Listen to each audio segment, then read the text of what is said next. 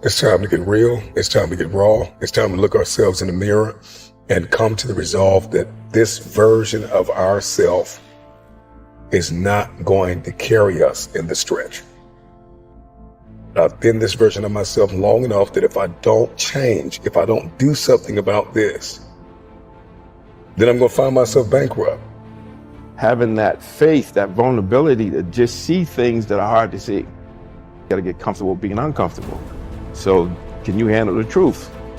It's a question. And if you can't, then if you see that, then you can say, well, if I'm going to change, I'm going to have to figure out how to deal with that discomfort until the point that I can see what I need to see, then I can change it. So it's the persistence of continuing to do something until you can do it.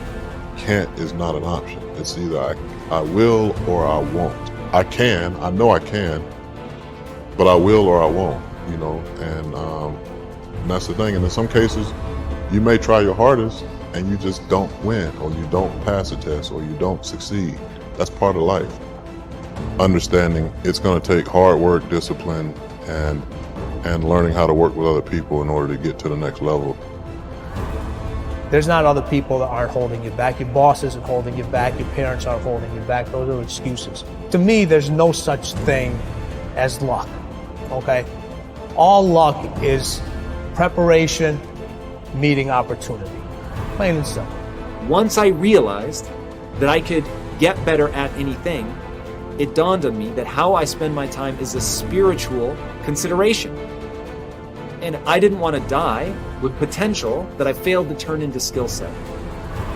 That, to me, that speaks to me. How much of my potential can I actually turn into skill set and get good at this stuff and push and grow and improve? Like, that to me is just this incredibly intoxicating thing. Is waking up every morning with a desire to adapt, with a desire to change. Stand out today. Be different. Become something different. Stop lying to yourself and stand up and become something with worth, something with more than you've ever been. Your goals that you set for yourself, that's your power. Your ambition is your power. It's about how hard you can get hit and keep moving forward. How much you can take and keep moving forward. You have to electrify and get all the things that are necessary within you to start doing the things that you need to do. So when the time comes, you can kick down that door and move towards the possibilities of being the best of who you really are. Learning how to concentrate, learning how to focus in, deciding that you're going to focus to develop your skills. You'll be surprised of the ideas that will come to you, of the people that you'll be able to attract, of the opportunities that you'll be able to see. You'll begin to see things that have been standing there looking you in the face saying, I can't believe this has been here all this time. There are so many people in the world and you know, you may be watching this right now, and you have these incredible ideas, and what you think is missing is motivation. And that's not true. Because the way that our minds are wired, and the fact about human beings, is that we are not designed to do things that are uncomfortable or scary or difficult. Our brains are designed to protect us from those things, because our brains are trying to keep us alive. And in order to change, in order to build a business, in order to be the best parent, the best spouse, to do all those things that you know you want to do with your life, with your work, with your dreams, you're going to have to do things that are difficult, uncertain, or scary, which sets up this problem for all of us. You're never going to feel like it. Why is it so hard to do the little things that would improve my life? Waking up and realizing that I'm never going to feel like doing the things that are tough or difficult or uncertain or scary or new, so I need to stop waiting until I feel like it. And number two, I am one decision away from a totally different marriage, a totally different life, a totally different job, a totally different income. Whatever you don't use, you lose. Lack of use causes loss. On this planet. Maybe not the next one, but on this one. If you tie your arm to your body, leave it there long enough, you'll never use it again. It's over. For the arm. Now, it may not be over, but it's over for the arm. The only way to keep the use of this arm is what? Keep using it. If you quit, you lose. Automatically. They don't bring it up for a vote. You lose automatically when you quit. Now, the same thing that goes for your arm goes for your brain, mentality. The same thing goes for all the human virtues.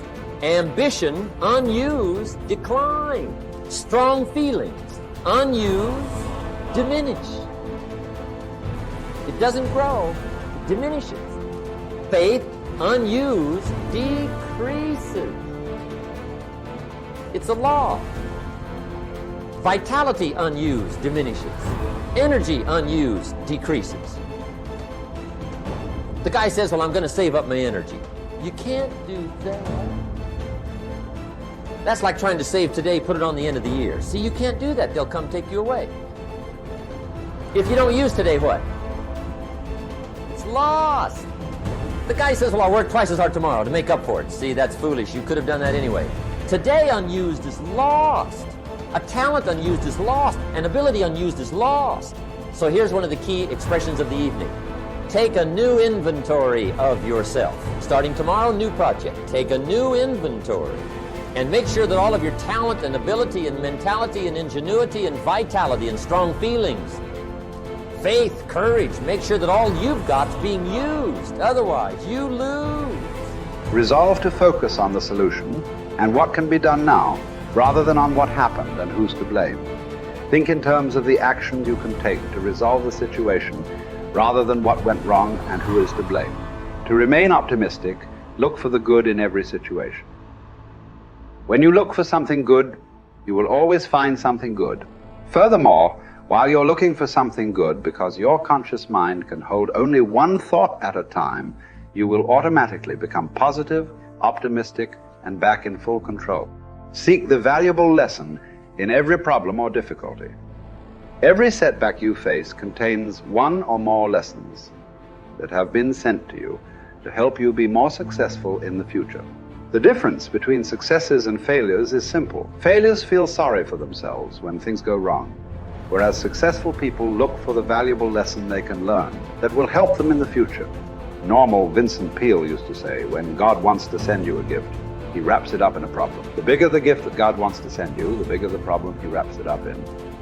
Instead of concentrating on the problem, look for the gift. Wonderfully enough, you will always find it.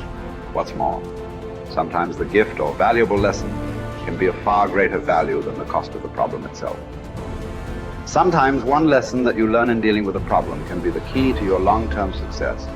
As Napoleon Hill wrote, within every problem or obstacle lays the seed of an equal or greater opportunity or benefit. Your job is to find it. Continually think of yourself as a strong, powerful, resolute person in the face of adversity. In World War, a British general was described by his superiors. There he stands like an iron peg driven into the frozen ground, immovable. Let this be an accurate description of you whenever you face difficulties or problems of any kind. Resolve to stand like an iron peg driven into the frozen ground. When you resolve in advance that you will never give up, your success is virtually guaranteed. In the final analysis, nothing can really stop you but yourself. In life, it doesn't matter how many times you get knocked down. All that matters is how many times you get back up.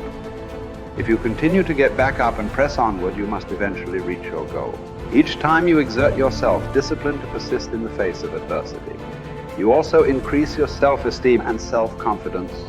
Then, as your self-esteem increases, you feel stronger, more powerful, and more unstoppable. When you feel better and stronger, you become more capable of persisting the next time, and then the time after that. By disciplining yourself to persist in the face of all adversity, you put your life onto an upward spiral of self-esteem, self-discipline, and persistence until you eventually become like a force of nature. I think the best way to prove your value is to work, is to learn, is to absorb, to be a sponge. But you always want to outwork your potential. You know, as hard as you believe you can work harder than that. And that's what I tried to do when I first came in the league. But, basketball is such a direct competition sport that me coming in at 17, I hated when my teammates would say, I get hit with an elbow, right? Shaq would hit me with an elbow in practice. I always had that extra chip on my shoulder. So every day in practice for me was really trying to annihilate everybody that I was playing against. I wanted to prove you don't need to babysit me. And so it's always that competitive nature, the work ethic, and curiosity. My philosophy was a very simple one. Rudy was one of my favorite films growing up. After watching that film, I come to understand if I could work that hard, what would my career be? And I made a promise to myself from that day that I was going to work that hard every single day so that when I do retire, I have no regrets. And that was the most important thing for me, is to leave no stone unturned, get better every single day. And if I lived that way, then over time, I'd have something that was beautiful. That was my philosophy. It seems like a pretty simple one, but if you live your life to just get better every single day, you do that for 20 years, what do you have?